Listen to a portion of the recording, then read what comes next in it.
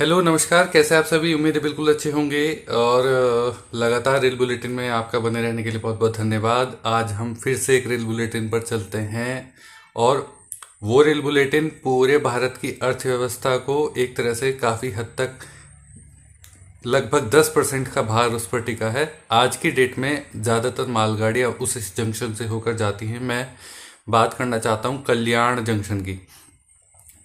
भारत का सबसे पुराना लोको शेड वहाँ पर है। और कल्याण, आप जानते होंगे, कल्याण जंक्शन महाराष्ट्र में स्थित है। और इस भारत की सबसे पुरानी गाड़ियों में उसका चलाने का एक तरह से सबसे महत्वपूर्ण योगदान उसका दिया जाता है। सबसे पहले जो गाड़ियाँ थी वहीं से बनकर चली थी। और अब हम इस पर बात करते हैं कि कल्याण यार्ड में एक्चुअल में होने क्या वाला है, अभी चल क्या रहा है। देखिए, कल्याण जो जंक्शन है, कल्याण जंक्शन पर लोकल ट्रेनें जैसे मेमू पैसेंजर्स, ये मालगाड़ियाँ और मेल एक्सप्रेस गाड़ी जिसमें सुपरफास्ट भी है, जिसमें राजधानियाँ भी हैं, ये सारी गाड़ियाँ आकर वहाँ पर अपना ठहराव जरूर लेती हैं। इतना इम्पोर्टेंट स्टेशन है कल्याण। ठीक है। अब क्या होता है, मालगाड़ियाँ जब इतनी सारी गाड़ियाँ, दर्जनों गाड़ियाँ डेली हर घंटे जब वहाँ पर आकर ठहराव लेती हैं, वहाँ से लोको पायलट चेंज होते हैं, वहाँ से वाटरिंग की जाती है, डीजल भरा जाता है, लोको चेंज होते हैं, बहुत सारे काम होते हैं रेलवे में। तो उसमें क्या होता है कि उसमें देखो देरी बढ़ती है, उसमें टाइम लगता है। अब कल्याण स्टेशन जो है अभी हाल फिलहाल में उस तरह से एडवांस नहीं है, लेकिन अब इस पे रिमॉडलिंग का काम चल रहा है। रिमॉडलिंग होने से क्या होगा, एक तो टाइम कम लगेगा, दूसरा जो रेलवे के ऑपरेशंस है, कैसे पटरियां बदलनी है, कैसे मालगाड़ियों को मैनेज करना है, कैसे सुपरफास्ट, कैसे पैसेंजर्स, इन सब को कैसे मैनेज करना है, वो सब कल्याण यार्ड के रिमॉडलिंग पर निर्भर करता है। अब मैं इसमें आपको छोटा सा एक डिटेल बता देता हूँ कि यार्ड रिमॉडलिंग क्या होता है। यार्ड रिमॉडलिंग का काम है कि मेन लाइन और लोकल ट्रैफिक को अलग अलग करना। ठीक है। मेन लाइन ट्रैफिक जैसे मेल एक्सप्रेस गाड़ियाँ हो गई, सुपरफास्ट होगी, राजधानी होगी, जो वीआईपी ट्रैफिक है उनको अलग करना, और जो लोकल ट्रैफिक है उसको अलग करना, जैसे ईएमयूज हो गई, जैसे पैसेंजर्स हो गई। क्योंकि कल्याण जंक्शन जो है ना, कोंकण को कनेक्ट करता है, पूरी मुंबई को कनेक्ट करता है, सेंट्रल रेलवे, सेंट्रल, वेस्टर्न, ये सारी गाड़ियों को कल्याण मैनेज करता है। जिसमें कि काफ़ी जगह ऐसे ही हैं, काफ़ी गाड़ियाँ ऐसी हैं जहाँ पर लोको भी चेंज होते हैं, कई मालगाड़ियों में भी लोको चेंज होते हैं, बहुत सारी चीज़ें हैं। ठीक है। इससे क्या होगा, एक तो ट्रेनों की पंक्चुअलिटी बढ़ेगी, ट्रेन लेट कम होंगी, और दूसरी जो ट्रेनों के खड़े होने की कैपेसिटी है एक वो बढ़ेगी। क्योंकि कई बार ऐसा होता है कि कल्याण के बाहर आउटर पर गाड़ियां खड़ी रहती हैं अंदर एंटर करने के लिए, प्लेटफॉर्म पर लगने के लिए, या फिर यार्ड में अंदर मालगाड़ियों के लगने के लिए गाड़ियां आउटर पर काफ़ी खड़ी रहती है। वो काफ़ी हद तक कंट्रोल में किया जाएगा। 866 करोड़ की टोटल इसकी लागत है। 866 करोड़ में इसका पूरा रिमॉडलिंग किया जाएगा, जिसमें स्टेशन बनना, नए प्लेटफॉर्म्स, नई रेलवे लाइनें, और पूरा यार्ड का दोबारा रिमॉडलिंग करना कि यार्ड में कहाँ क्या दिक्कत थी वो सारी दूर करना, और कैसे इसमें काम किया जाएगा, कैसे पटरियां बदली जाएंगी, कैसे किस गाड़ी को मैनेज किया जाएगा, वो सारी चीज़ें इसमें दी हैं।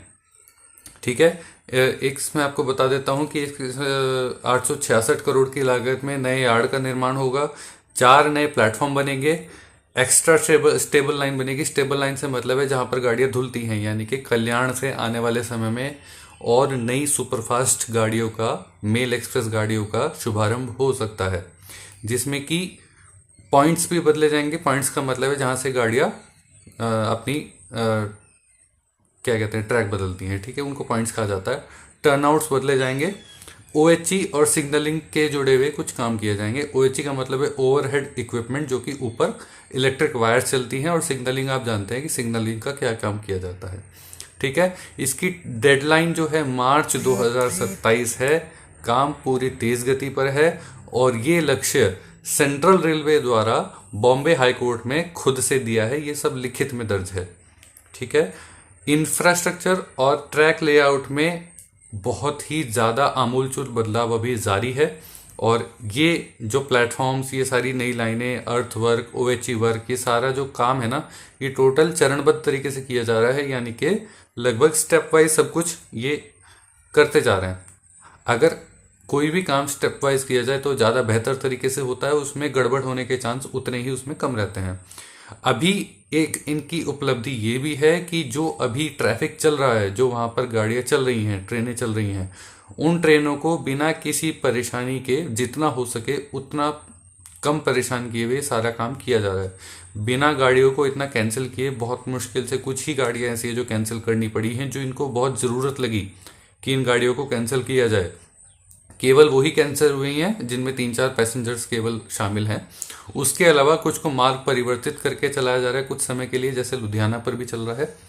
और उसके अलावा ऐसे काफ़ी काम हैं जो लोगों को परेशान किए बिना अंदर ही अंदर रेलवे सुनिश्चित कर रहा है कि लोगों को कम से कम परेशानी हो और ये हमारा सारा जो काम है फटाफट से निपट जाए। अभी तक इस दिक्कत ये आई है कि काफ़ी यात्री ऐसे हैं जो इस काम के चलते उनको अपनी गाड़ियों के कैंसिल होने की सूचना तक नहीं मिल पा रही है, जिस पर रेलवे को ज़रूर काम करना चाहिए। इस पर हमने रेल मंत्री जी को ट्वीट भी डाला है, रेल मिनिस्ट्री को भी हमने ट्वीट डाला है कि अगर कल्याण यार्ड रिमॉडलिंग या फिर ऐसी कोई भी रिमॉडलिंग या ऐसा कोई भी काम चल रहा है पूरे भारत में, तो एक बार यात्रियों को इस बारे में सूचना अवश्य दी जाए। हमारे पास सारी पीडीएफ्स आ जाती हैं, हमारे पास सारी इन्फॉर्मेशन आ जाती है कि कब कौन सी गाड़ी कहाँ कैंसिल होनी है, कहाँ से क्या होना है, सारे चेंजेस हमारे पास में आ जाते हैं। अगर कोई भी लोग इच्छुक हैं तो हमारे व्हाट्सएप ग्रुप से जुड़ सकते हैं, हमारे चैनल पे मेंबर बनिएगा और सीधे अपने हमारे व्हाट्सएप ग्रुप का एक्सेस पा सकते हैं। उसके अलावा अगर आपको कोई और अपडेट चाहिए होगी तो प्लीज़ आप कमेंट कर सकते हैं। उसके अलावा हर संडे शाम को 8 बजे हम लाइव आते हैं। कोई आपका कोई ऐसा डाउट हो रेलवे से रिलेटेड, कुछ भी डाउट हो, please you are most welcome. और मिलते हैं हम अगले रेल बुलेटिन में, अगले लाइव सेशन में। तब तक के लिए बहुत बहुत धन्यवाद। सभी अपना ध्यान रखिएगा।